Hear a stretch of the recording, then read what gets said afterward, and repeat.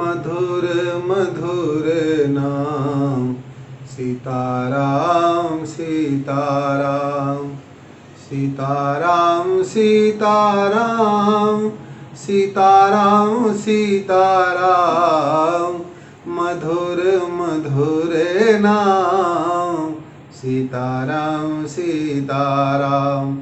भगवान श्री राम ने महात्मा वाल्मीकि से पूछा, महात्मन मैं निवास कहाँ करूँ? वाल्मीकि जी ने कहा, प्रभु संसार का कौन सा ऐसा स्थान है जहाँ आप रहते नहीं हो? संपूर्ण ब्रह्मांड में विश्व में आप समाये हुए हो।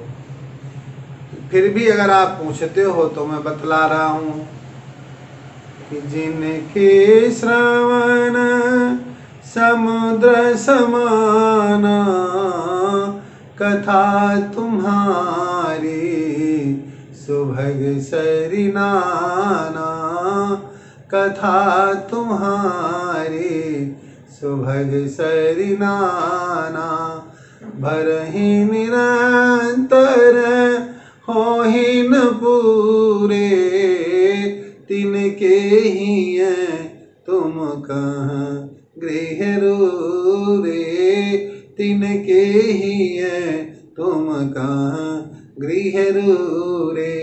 प्रभु निवेदन है मेरा, आपने जो प्रश्न किया उसके उत्तर में मैं आपसे कहना चाहता हूँ, जिनके श्रवण समुद्र समाना, आपकी कथा को सुनने के लिए जिनके कान समुद्र के समान हो गए। जिस प्रकार समुद्र में छोटी बड़ी नदियाँ अपना जल गंगा के माध्यम से समर्पित कर देती है, उसी प्रकार सत्संग के माध्यम से, संतों के माध्यम से नदी रूपी कथा को प्राप्त करने के लिए जिनके कान समुद्र बन जाए, अर्थात समुद्र को जल की आवश्यकता नहीं है, लेकिन नदियाँ उसमें जल समर्पित करती हैं। उसी प्रकार जिनके कान हमेशा आपकी कथा को सुनने में लगे हों, आपके सत्संग की सुंदर वाणी जिनके कानों में पड़ती हो, आपके नाम का सुंदर उच्चारण जिनके कान में पड़ता हो, कथा तुम्हारी सुभग सरिनाना, आपकी कथा छोटी बड़ी नदियों के समान है। जैसे छोटी बड़ी सारी नदियां गंगा में मिलती हैं, गंगा अंत में समुद्र में समर्पित होती है, उसी प्रकार आपकी कथा को सुनने के लिए हमारे जिनके कान समुद्र के समान हो, कभी भरते ही ना हो, सारे नदियों का जल प्राप्त करने के बाद भी समुद्र यथावत रहता है, उसी प्रकार आपकी कथा सुनने के बाद जिसका जीवन यथावत बना रहे। हे प्रभु, जिनके सवन समुद्र समाना कथा तुम्हारी सुभग सरिनाना, निरंतर भरती हैं नदियाँ उस जल को, समुद्र भरता नहीं। उसी प्रकार जिनका कान आपकी कथा को सुनने से थके नहीं, उनके घर में आप निवास करो। और मेरे प्रभु दूसरा निवेदन यह है कि जिनके श्रवण, जिनके कानों में आपकी कथा प्रवेश करती है, वह आपके स्वरूप को प्राप्त हो जाते हैं। जिनकी आँखें नित्य प्रति आपके स्वरूप का दर्शन करती हैं, जिनकी आँखें संतों के दर्शन में निमग्न रहती हैं, मस्त रहती हैं, हे प्रभु आप उनके घर में निवास करो। जिनके मस्तक संत और भगवंत के चरणारविंदों में झुकते हैं, हमेशा नम्र बने रहते हैं, शीश नवई सुर गुर द्विज देखी प्रीति सहित कर विनय विषेखी, जो बड़े प्रेम के साथ संतों की, महात्माओं की, भगवान के स्वरूप की वंदना करते हैं, उनके हृदय में आप सीता लक्ष्मण के साथ निवास करो। मेरे प्रभु मंत्रराज नित जपे तुम्हारा, जो तुम्हारा मंत्रराज है। मंत्रराज शब्द का अर्थ राम मंत्र से है। इसे षडाक्षर मंत्र भी कहा जाता है, इसे राम तारक मंत्र की भी संज्ञा दी जाती है। और इसी 6 अक्षर के मंत्र को भगवान शंकर काशी में मरने वाले जीव के कान में दान करते हैं। जिनकी जिह्वा तुम्हारे मंत्रराज का जाप करती है, विश्वास के साथ, प्रेम के साथ, अनुराग के साथ, उसके एक एक अक्षर को अपने हृदय में जिह्वा अपने माध्यम से धारण करवा देती है।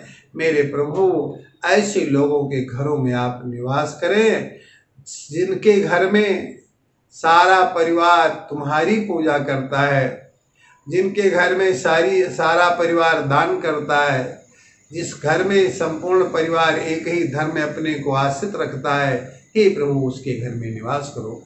आजकल परिवार की स्थिति यह है कि माता पिता तो सीताराम की पूजा करते हैं, बहुएं साईं बाबा की पूजा करती हैं, बेटे किसी और देवता को पूजते हैं और नाती पोते किसी और को जपते हैं।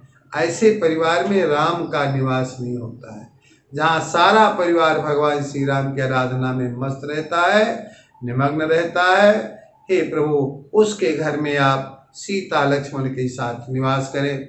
भगवान श्री राम के रहने के लिए महात्मा वाल्मीकि ने जो 14 स्थान बतलाए, उनमें जो स्थान हम आपको बता रहे हैं, कल इन पर आगे भी बताएंगे।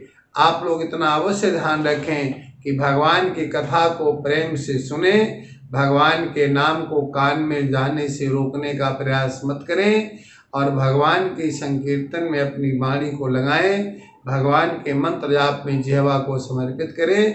क्योंकि जब रसना आपकी जाप करेगी राम मंत्र का तो क्या होगा, रसना जपेगी सिया राम कि नैया तेरी पार लगेगी, पार लगेगी, पार लगेगी। रसना जपेगी सिया राम कि नैया तेरी पार लगेगी। सुख दुख नदिया भंवर कामना, सुख दुख नदिया भंवर कामना, डूब रहा इंसान।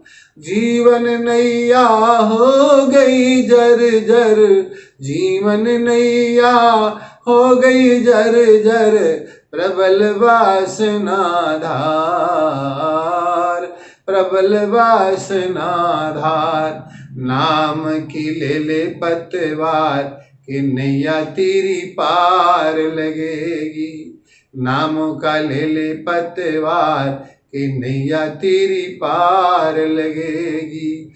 रसना जपेगी सिया राम कि नैया तेरी पार लगेगी। आप राम के नाम की मस्ती में मस्त हो जाओ। अगले भगवान के निवास का स्थान मैं कल आपको बताऊंगा। बोलिए भक्त वत्सल भगवान की जय।